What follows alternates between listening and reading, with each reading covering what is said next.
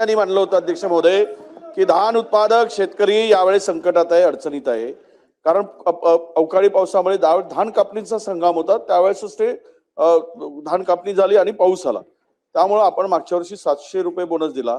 या वर्षी सुद्धा अत्यंत नुकसान मोठ्या प्रमाणात झालं. ते त्या धानाचं पाखड झालं, धान खरेदी होत नाहीये अशी परिस्थिती आहे. म्हणून धानाला 1000 रुपये बोनस ह्या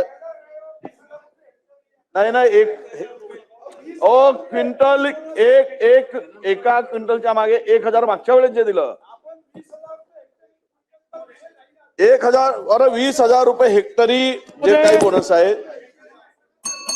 धानाच्या शेतकऱ्याला यापूर्वी सरकारने मदत केली आहे, यापुढेही सरकार मदत करेल.